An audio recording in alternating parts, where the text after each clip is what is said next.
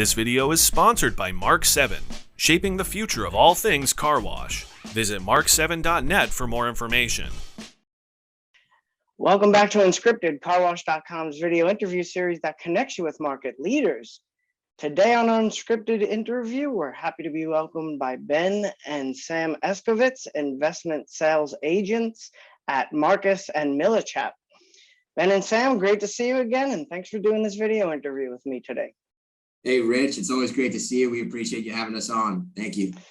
Absolutely. So today we're here to discuss a few topics, and one of those topics we'll discuss is ways that operators out there can maximize their real estate equity that they might have built up over the years, and we'll also discuss some of the prominent trends that the leading conveyor chains in the industry are going through right now. And then finally, we'll wrap up with different ways to maximize a car wash's value for those interested sellers out there. You know, and one of the buzzword trends, or one of the buzzword phrases that we hear when we discuss real estate in the magazine, is this idea of a sale leaseback strategy. So why don't we start there? What is a sale leaseback? Yeah, Rich, a sale leaseback is when an owner sells the real estate that they operate their business on to an unrelated third-party investor.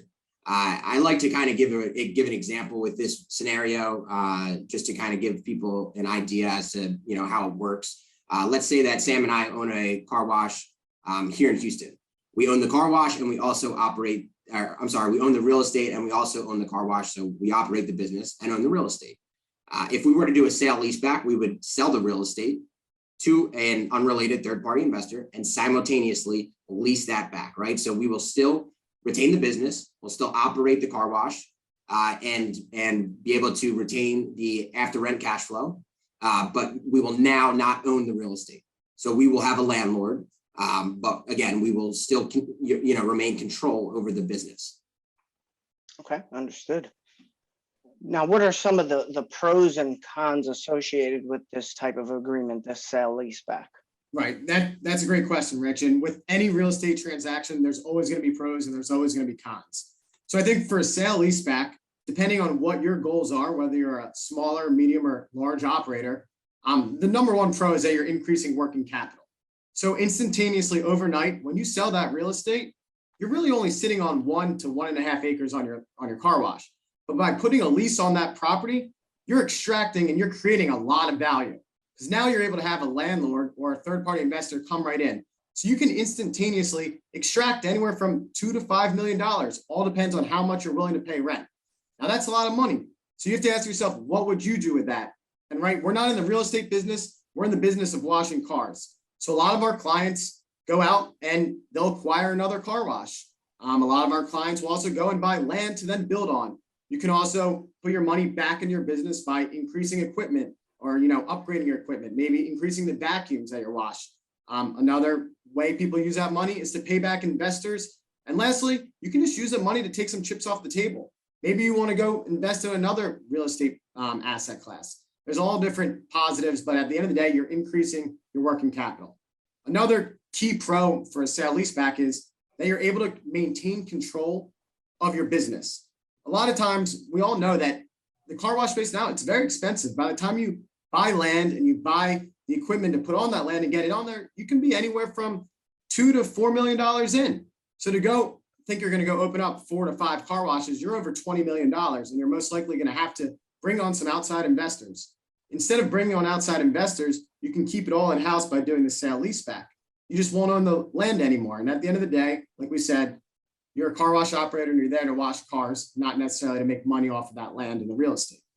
Now, that being said, there are cons, like in any other real estate or any sort of investment. Number one con for a lot of our clients is that you're going to have to now have a landlord, and you're going to have to pay them a monthly rent. You're also going to have to put down some sort of personal or corporate guarantee to ensure that you're going to pay back the rent to that third party.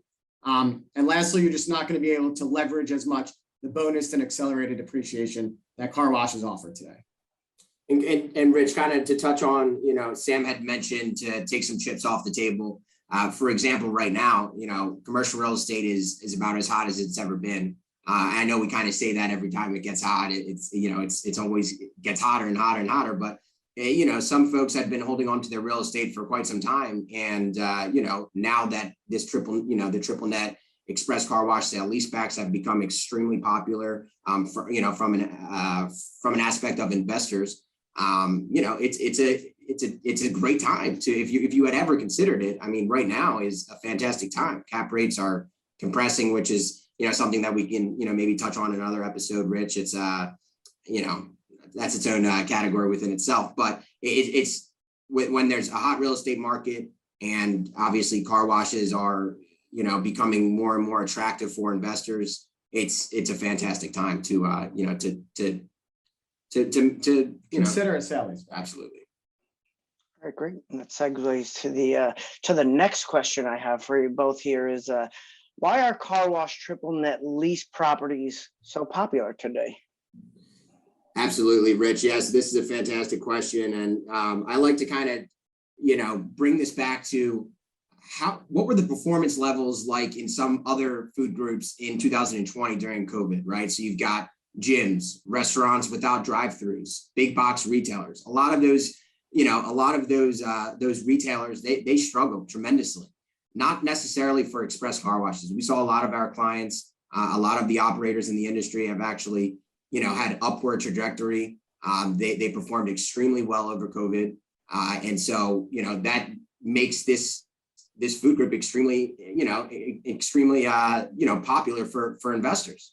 Typically, a triple net investor would look at pharmacies or QSRs or some other big box retailers, grocery stores, et cetera. But over the years, as car washes have come into this space, it's become extremely attractive, right? The yields are different, right? So they're a little bit more favorable because it's a little bit more risky because it's so new. There's limited supply of other triple net assets. So there's limited supply of Starbucks and Chipotle's and some other QSRs out in the marketplace that investors are looking, for other opportunities. And, car washes have become that. Absolutely. And I mean, just to jump on that point, yesterday, I don't know if you saw, but CVS just announced that they're closing 900 CVS stores in the next 3 years. All of those properties are owned by investors, third-party investors or REITs. That would typically be putting their money in any sort of asset like that, whether it's a bank, whether it's a drugstore, whether it's a small retail shopping center. So all those assets that are now on the downwards trajectory, who knows how many CVSs or Walgreens will be out there in 5 years? Who knows how many physical banks are going to be there? Now, at that point, there's starting to become a shift where those assets are more of something of the past, while the car washes are on the rise. So that's why we're seeing, these cap rates are getting extremely compressed, and there's favorable returns for you as a car wash operator. So that's really what we're seeing in the marketplace today. And I don't see it changing at all. Quite frankly, I see most car wash operators, give it 3 to 5 years, are all going to be doing sale leasebacks. We're just on the forefront of it right now. Absolutely. Okay, understood. I did see that news about CVS. There's actually one on a pretty popular corner in my neighborhood here. Who knows? Maybe it'll be an express car wash one day. Exactly. Wait and see. So, one of the things that we do here at the magazine is we compile a top 50 list of the leading conveyor car wash chains in the country, and it's based on their number of locations. We can extrapolate a lot of trends that are occurring in the market from that list and compiling that research. By the time this interview airs, that 2021 list should be out and published. But when it comes to mergers and acquisitions, which is one of the trends that impact that top 50 list, when it comes to M&A activity in the car wash space, what are the country's prominent trends and private equity-backed groups looking for, in your opinion, Ben and Sam? What is an ideal acquisition target? Right. That's a great question, Rich. And to start off, I think it all depends on the person or the group that's buying these properties, because everyone's going to look at real estate or a car wash differently, right? So say you're in Houston, Texas, and there's a group that's based in Houston, Texas. They may be willing to pay more money for a site because it's in their territory. or they may be willing to pay more money because there's another group that's coming into the area and they want to block them out. So there's all different factors that go into it. I wouldn't say there's, a list where you have to go check. Most likely you can go through those things and it'll work out, but you never know who's actually going to pay the most. You just need to make sure when you are getting your property out there, they are getting in front of everyone, because the big guy may not be willing to pay the most. It may be the local guy that has been looking at that site for the last 15 years. But with that being said, there are some somewhat of a basic list that you normally run by just to check off the boxes to see if the car wash would be on paper a good site. So first off, you're gonna have to look at your median household income. You want to look at the median population in the area. Another thing, or a very important characteristic, is the traffic count. How many cars are passing by the car wash a day? Most of the time, we like to see upwards of 25,000. Obviously, the lot size, anywhere from 0.8 to about 1.5 acres, depending on the state. The competition, the retail, and most importantly, for any type of real estate, you need to have the feel of a car wash. You don't want to be driving too fast and think that someone's up your rear end and you can't turn into the site. You need a perfect ingress and egress that'll make it easy for any customer to go into the car wash and get out of the car wash and make it convenient for them. The access and the visibility is extremely important. And back to what Sam alluded to is the feeling of that real estate. There's several, streets that you might think in your head, oh, this is perfect for an express wash. It's got, 3 to 5 lanes. Traffic count is tremendous, maybe upwards of 50 to 60,000. Speed limit might be a little bit heavy. It might be, let's say 45 to 55. But sometimes there's a feeling when you're on the streets and you just know that, these streets are so congested that it's just extremely difficult to pull into a retailer that you might, want to go to, whether that be a QSR, an express wash, et cetera. And so we always say that you need to go out there, you need to drive the site, you need to feel it, and you need to know that this is going to be, a beautiful and perfect site for an express wash for years to come. Okay, sounds good. Certainly a good time to be a seller in the car wash market if you do own a car wash or a few of them. So my last question for you both here is, as an operator who might be interested in selling his or her car wash, how can they maximize their value in the marketplace today? Yeah, great question, Rich. And, this kind of sounds a little cliche, but in any business, right? Typically, to maximize, valuation, you're going to either increase your top line and or decrease your bottom line, right? So increase top line sales or decrease expenses. And, a couple of ways to do that in our business is to increase memberships. You can obviously increase your ticket price, your average ticket price, especially with inflation right now. Everything is up 5, 10, 15, 20%. A dollar here or there would have a huge impact on your valuation.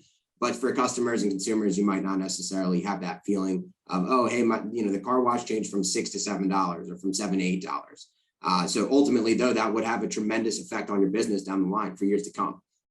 Another couple of things is obviously, making sure that you're not overstaffed. Some of the things for, decreasing the expenses, making sure that you're keeping tight on chemicals and your water consumption, et cetera. Yeah, and Rich, I think typically when we talk to a lot of operators, especially people that have been in the business for a long time, they tell us that they're fine with where their numbers are at. And, they don't really need to change anything. And we always come back to them and saying, that's fine for right now. But in the case that you do sell your property, whether it's in 1 month, 1 year, 3 years, 5 years, how are your numbers today going to impact your ultimate sale price? So when we typically do an example, just basic numbers, say your earnings or your EBITDA is at $1 million. If you were to increase that by just 10%, you're now at $1.1 million. When you're selling your property in 3 or 5 years, say it's at a 10 multiple, originally you'd be selling it at $10 million. With that increase by 10%, you're now at $11 million. So you just by increasing either your top line sales or you're decreasing your expenses, you're able to gain a full $1 million in equity in your car wash. So it's just something to think down the line. What you do today will impact you tomorrow when you do eventually exit the business. Absolutely. Every million counts, right? It does. Every time. All right, gentlemen, thank you for spending some time today to help us understand some of these dynamics that are not only occurring in real estate, but also in the car wash industry in general. Again, it was great to see you both again, and I appreciate you doing this interview with me today. Of course, Rich. Thanks for having us. Thanks, Rich. We appreciate it. Great to see you as well. This video is sponsored by Mark 7, shaping the future of all things car wash. Visit mark7.net for more information.